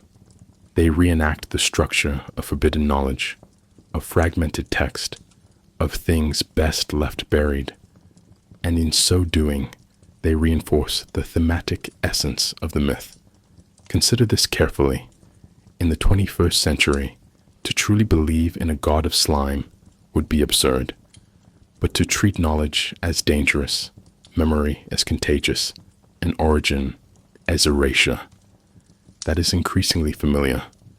Ubbo-Sathla no longer needs myth. It has protocol, and within these protocols of secrecy, of recursive documentation, of encoded ruin, it survives. In academic circles, particularly within speculative philosophy, comparative mythology, and literary theory, Ubbo-Sathla has also begun to surface, not as a character, but as a conceptual metaphor. Post-Lovecraftian theorists such as Eugene Thacker, in works like In the Dust of This Planet, 2011, explore the idea of the unthinkable world, a world that exists outside correlation, language, or structure. While Thacker does not cite Ubbo-Sathla directly, his framing of horror as non-philosophy echoes Smith's vision that to know the origin is to lose the self that knows. Similarly, in seminars on cosmic horror and modernist despair, Ubbo-Sathla is increasingly invoked as a liminal principle, the horror of formless origin, in contrast to the structured narrative of myth. It appears in conference papers with titles like Slime, Silence, and the Symbolic Collapse, Ubbo-Sathla, and the Entropic Ontology of Mythos Fiction. One striking academic appropriation comes from within psychoanalytic theory. Scholars writing on Julia Kristeva's notion of the abject, that which disturbs identity and borders, have drawn parallels between Ubbo-Sathla and the maternal void. In this reading, Ubbo-Sathla represents the pre-Oedipal real, a state of pre-differentiation where the subject has not yet distinguished itself from the environment. To confront this state is to risk psychotic breakdown. This reading aligns neatly with Smith's text, in which the protagonist does not go mad, but simply ceases. Ubbo-Sathla becomes, in this lens, not just a horror figure, but a psychoanalytic archetype, the reminder that beneath the ego lies warmth, wetness, and the unbearable sameness of all matter. Art institutions and academic adjacent spaces have also begun to invoke Ubbo-Sathla in visual and conceptual projects.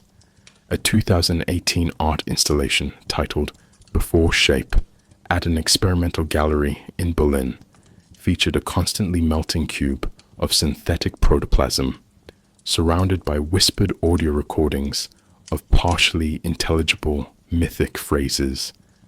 The artist cited pre-anthropocentric myths as inspiration, naming Smith among others. Visitors reported discomfort, confusion, even dizziness. The exhibition did not explain itself. It simply existed, and in that existence, it performed the dissolution of form. This is not fan fiction. This is myth translated into gesture. What becomes clear across these examples is that Ubbo-Sathla functions today not as a defined mythological figure, but as an aesthetic cipher, a symbol around which disparate anxieties coalesce. It represents the pre-semantic, the pre-cognitive, the moment before myth. And in a cultural climate increasingly suspicious of narratives, increasingly saturated with recursive knowledge and uncertain truth, it offers a chilling reassurance. There was something before story, and it is still here. Ubbo-Sathla persists because it represents something that cannot be resolved, an existential itch beneath all thought, a suspicion that the more we understand, the closer we return not to transcendence, but to slime. Unlike more defined mythic figures, it offers no closure. It does not reward belief, punish sin, or enact judgment. It has no morality, no narrative, no voice. And in that profound silence, it becomes the ultimate philosophical reflection, a reminder that origin is not always a story. Sometimes it is simply a mistake that kept reproducing. And this mistake, this warm, sightless mistake, still pulses at the root of our being. Psychologically, Ubbo-Sathla functions as an archetype of regression, but not in the Freudian sense of a return to childhood. It suggests a return far deeper, far more terrifying, a return to pre-consciousness, to pre-structure, to a time before time. This is not the nourishing womb of Jung's collective unconscious. It is the swamp beneath it. It is the refusal of symbols, the rot of archetype. To contemplate Ubbo-Sathla is to realize that not only might life be meaningless, it might have always been meaningless, not because meaning was lost, but because it never existed. The horror here is not loss, it is reversion. And this is why, for many readers, the myth lingers, not because it shocks, but because it leaves behind a cognitive residue that cannot be scraped clean. In philosophical terms, Ubbo-Sathla becomes a stand-in for what some have called epistemological trauma, the breakdown of the systems we use to orient ourselves. When a person encounters something that not only cannot be explained, but undoes explanation itself, they are no longer merely confused. They are unmade. Smith's slime god is not terrifying because of what it does, but because of what it represents, a state of reality that precedes and resists every human framework, morality, science, language, narrative. One might think here of Kant's noumenon, the thing in itself that can never be perceived, or Heidegger's notion of being toward death, where authenticity emerges only when we face the void. But even these abstractions stop short of the horror Smith implies, that authenticity itself may be a hallucination built atop heat and ooze. It is not difficult to see why such a concept resonates in the modern world. In an era defined by systemic breakdowns, ecological, informational, political, Ubbo-Sathla becomes a potent metaphor. The warming of the earth, the melting of ice, the collapse of ecosystems, all carry with them echoes of primordial return. Climate change is not simply disaster, it is regression, a forced remembering of the biological and geological processes from which civilization fled. We will return to slime is no longer poetic fatalism, it is a literal possibility, and so the myth of Ubbo-Sathla feels less like fantasy and more like forecast. We do not fear apocalypse as end, we fear it as reset, not flame, but humidity. And yet, for all its horror, Ubbo-Sathla also offers a strange kind of release. If meaning was never real, then neither was failure. If the origin is slime, then perhaps our striving for perfection was always delusion. Some have read the myth through this lens, not as despair, but as liberation. The recognition that life began without plan and will end without climax can be interpreted as a philosophical permission slip to abandon teleology, to embrace absurdity, to stop narrativizing the self. This echoes Camus' myth of Sisyphus, in which the only true freedom lies in recognizing that the rock will never stay up the hill. Ubbo-Sathla is the anti-mountain. The rock was never pushed. It was sweating. We must pause here to recognize the quiet brilliance of Smith's construction. He did not create a monster. He created a metaphor so flexible, so fundamental, that it could survive in art, in psychology, in theory, and in folklore. Ubbo-Sathla does not need stories to live. It thrives in stories' collapse. And in this, it becomes something greater than a creature. It becomes a limit concept, a boundary beyond which narrative, philosophy, and identity cannot pass.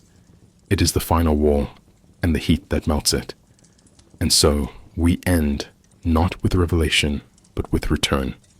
We have traced Ubbo-Sathla from its mythic inception through its symbolic system, its literary echoes, and its cultural mutations. And yet, it remains largely undefined. This is not failure. It is the point. Like the great formula that cannot be spoken without unmaking the speaker, the story of Ubbo-Sathla cannot be completed. It loops, it dissolves, it remembers.